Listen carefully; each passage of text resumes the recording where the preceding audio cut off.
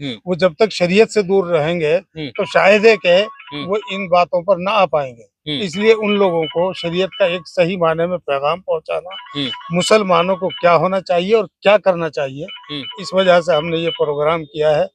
तलाक के हुए छोटी छोटी बातों पर हमारे रिश्ते खराब हो जाते हैं। क्यों ना हम उनको थाने तहसील में जाने के बजाय हम अपनी शरीयत के उनमें लेके जाएं, इन उलमा के पास ले जाएं और इनको वहां हल कराएं।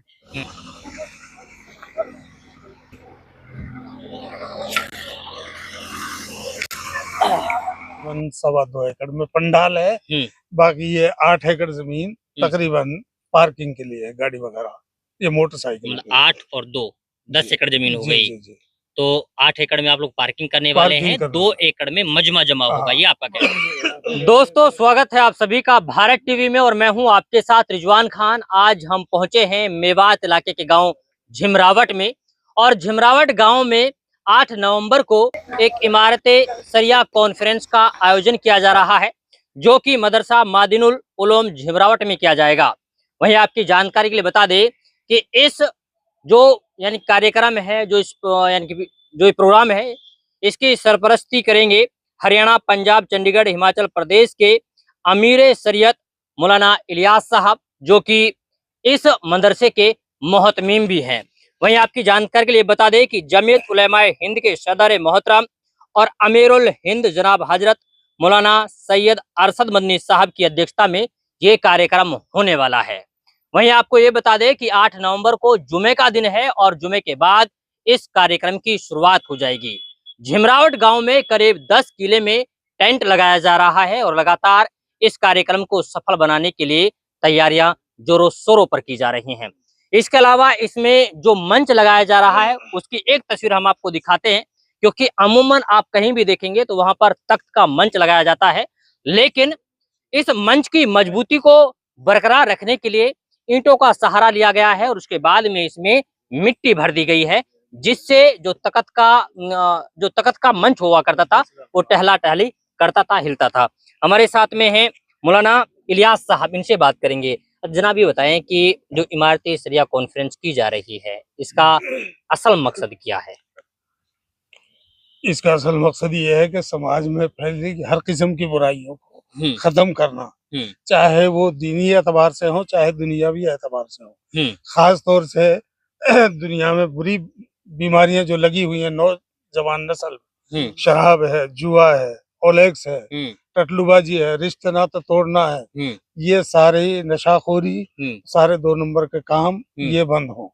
दूसरे जो शरीयत से दूरी अपनाए हुए हैं लोग, वो जब तक शरीयत से दूर रहेंगे तो शायद है कि वो इन बातों पर ना आ पाएंगे। इसलिए उन लोगों को शरीयत का एक सही मायने में पैगाम पहुंचाना, मुसलमानों को क्या होना चाहिए और क्या करना चाहिए, इस वजह से हमने ये प्रोग्राम किया है, ताकि अहले इलाका सुन करके उस पर अमल करने की कोशिश करें और नेक भी बने और एक भी बने। अच्छा। और अपनी जिंदगी में दीन भी लाए और दुनिया में सुख चैन की जिंदगी गुजारे। तो इसलिए अच्छा, ये बताएं कि ये जो कार्यक्रम 8 नवंबर को होने वाला है, कितने किले में पंडाल लगाया जा रहा है? क्या पंडाल तो आपके सामने, ये तकरीबन 2.25 एकड़ में पंडाल है, बाकी ये 8 एकड़ जमीन तकरीबन पार्किंग के लिए है, गाड़ी वगैरह, ये मोटरसाइकिल। 8 और 2 10 एकड़ जमीन हो गई।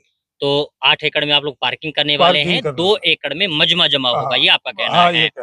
अच्छा, एक चीज और बताएं कि अभी कुछ दिनों पहले दिल्ली में भी जमीयत उलेमाए हिंद का एक प्रोग्राम हुआ था, उसमें भी बहुत सारी बातें की गई कि मुसलमानों के ऊपर अत्याचार, जुल्म ज्यादती, उसको लेकर के हम लोग आवाज उठाने वाले हैं, लड़ाई लड़ने वाले हैं। तो यहाँ पर ये ऐसा नहीं है कि ये कोई सियासी जलसा प्रोग्राम नहीं है, ये तो एक महज दीनी और समाजी है।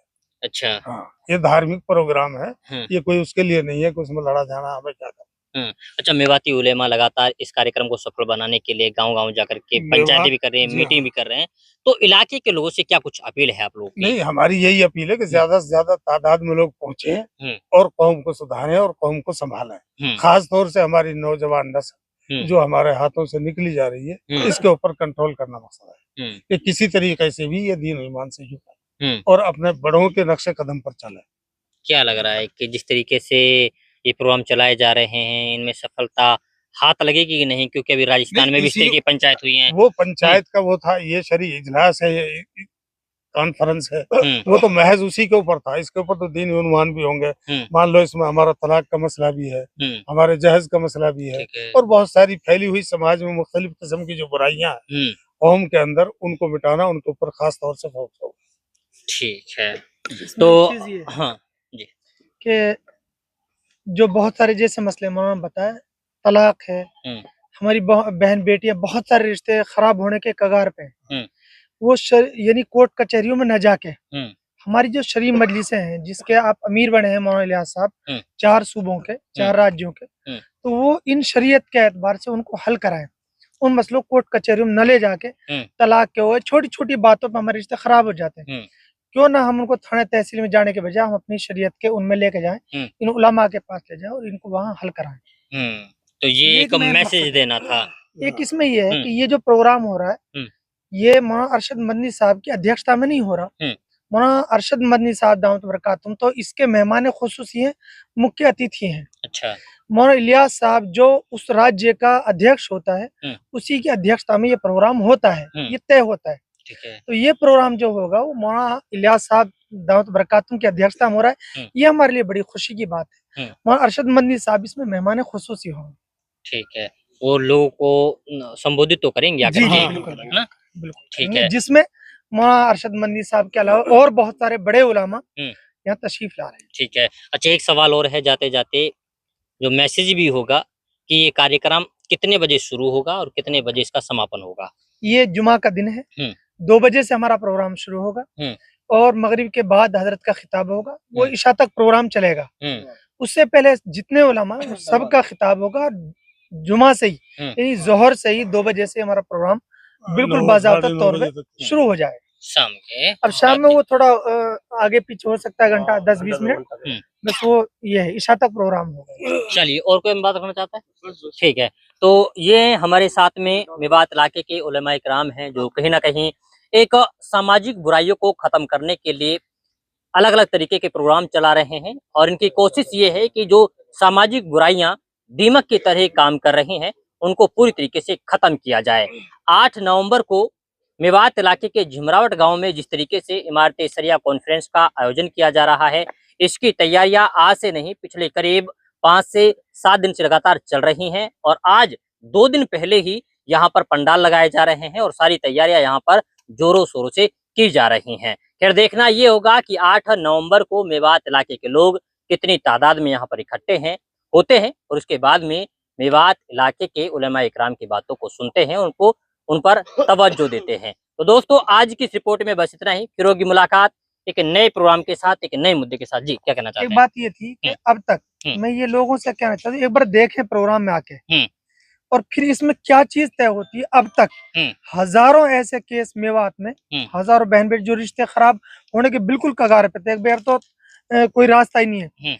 अल्हम्दुलिल्लाह इस शरीय मजलिस ने, इस इमारत शरिया के तहत में उन रिश्तों को बढ़ाया गया। हजारों केस ऐसे हैं जिनकी कारगुजारी उस दिन पेश की जाएगी।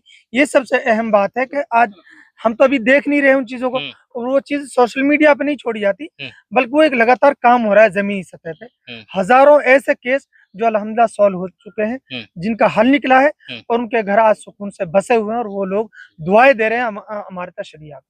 ये बड़ी बात है। तो ऐसा आप लोग क्या करते हैं कि भाई उसमें बन जाते दोनों पक्षों को, उसमें एक पक्ष ने कहा कि भाई मेरा मामला है और ये बिगड़ रहा है, या वो भेज नहीं रहे लड़कियों को, ये लड़की वाले कह रहे हैं भाई लड़का वाले लेके नहीं जा रहे।